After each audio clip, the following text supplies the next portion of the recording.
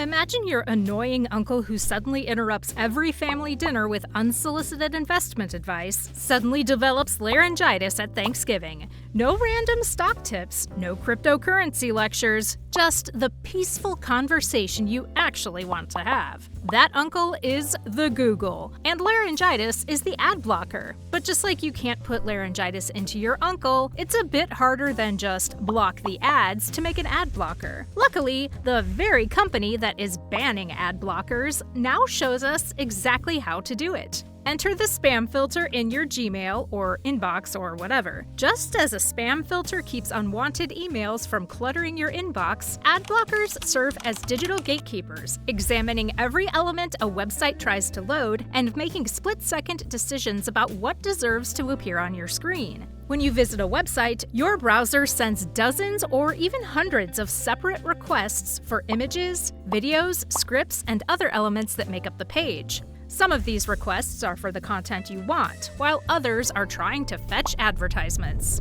Your ad blocker intercepts these requests before your browser completes them. It checks each one against its guest list, massive databases called filter lists that contain patterns identifying known advertising content. Popular lists, like EasyList, contain over 60,000 rules and are constantly updated by volunteers who track new advertising techniques. Jennifer Pullman puts it neatly. Filter lists are community-maintained databases of advertising fingerprints. When something matches one of these fingerprints, the ad blocker says, "Sorry, you're not getting in." By checking each element against these comprehensive lists, ad blockers distinguish between the content you want and the advertisements you don't. This filtering happens through a lightning-fast inspection process that operates silently in the background, analyzing every element attempting to load on your screen. When you type a website address and hit enter, your browser prepares to send out requests for all the elements needed to build that page. Before these requests leave your device, the ad blocker intercepts them, just like how hackers do it with Adobe.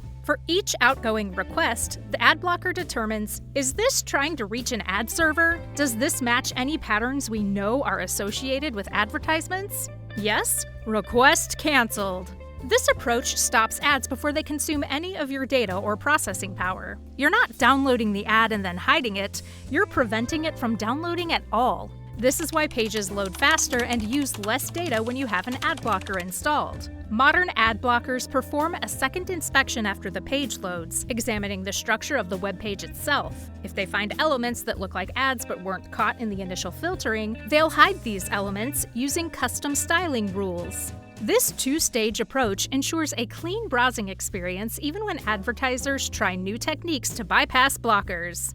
The result of this invisible inspection process is the ad-free experience you enjoy. Web pages that load faster, use less data, and only present the content you actually want to see. All of this happens in milliseconds, and to achieve this remarkable efficiency, ad blockers rely on a sophisticated arsenal of filtering rules, which can be reorganized into 3 categories. Basic filtering rules work like bouncers at a club's front door. They check the address of every piece of content trying to load on a web page. If that address matches known advertising patterns like doubleclick.net or anything with /ads/ in the URL, the bouncer stops it at the door. This approach is incredibly efficient because it prevents the ad from downloading at all, saving your data and speeding up page loading, the first step we talked about. Cosmetic filtering rules function more like interior decorators who remove unwanted furniture after you've moved into a house.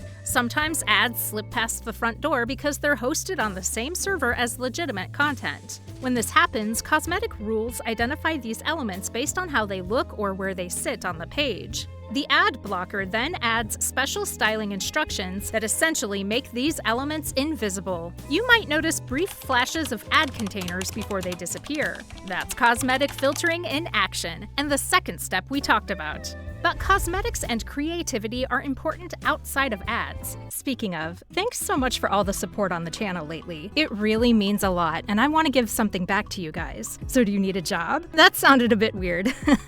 But whether you're a UX designer, app developer, freelancer, or just a curious viewer, I want to get to know you guys, share some UX and UI tips, and maybe even get a gig. So I made a Discord channel for us and want to make this the place to be for front-end professionals professionals. And I'm having talks with people to get some employers in there so you can connect with them too and find some jobs in the future. I'm really excited to get this thing started, so I hope you'll join me. But the third step, HTML filtering rules, is so much more complicated to the point where it's almost like modifying a building's blueprints before construction begins. These rules actually alter the web page's code before your browser finishes processing it, removing ad-related elements entirely from the structure. This prevents even the briefest flash of advertising content, but is also very easily counterable since the ad blocker doesn't have such deep access. And oh, you know that companies will not let ad blockers get any access. The world of ad blocking resembles an ongoing chess match between blockers and advertisers, with each side constantly developing new moves and counter moves.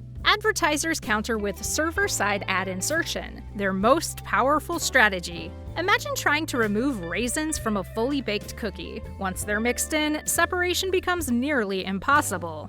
SSAI works similarly by combining ads and content on the website server before sending anything to your device. This is particularly effective with video content, where ads are stitched directly into the video stream. Your ad blocker can't tell which parts are ads and which are content because they arrive as a single package. This technique is why you might still see ads on some streaming platforms despite having an ad blocker installed, and why TV ad blockers are not a thing. Then there's simpler strategies like ad blocker detection, which is exactly like it sounds. They place harmless decoy ads that trigger ad blockers, measure how quickly certain elements load, and check if specific scripts run completely. When detection occurs, websites might display messages asking you to disable your ad blocker or implement more aggressive measures.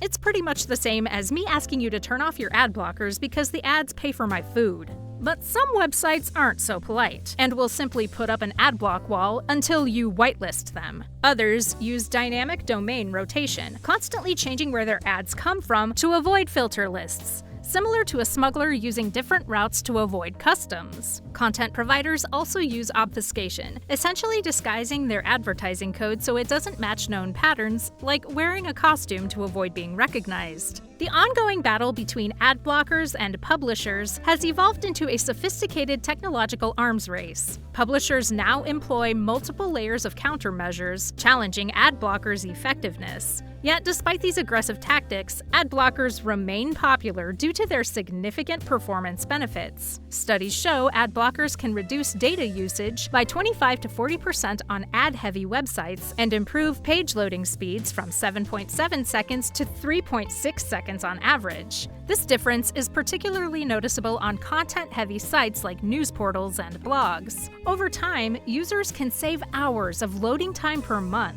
However, ad blocking isn't without drawbacks. The filtering process consumes computational resources, which can occasionally slow performance on websites with minimal advertising, especially on older or budget devices. Benefits also vary across platforms, with desktop computers generally seeing more dramatic improvements than mobile devices, which often have some built-in ad filtering capabilities. Despite these challenges, millions of users continue to seek out ad blockers for a cleaner, faster browsing experience. If you liked this video, be sure to check out our other video on how hackers crack everything.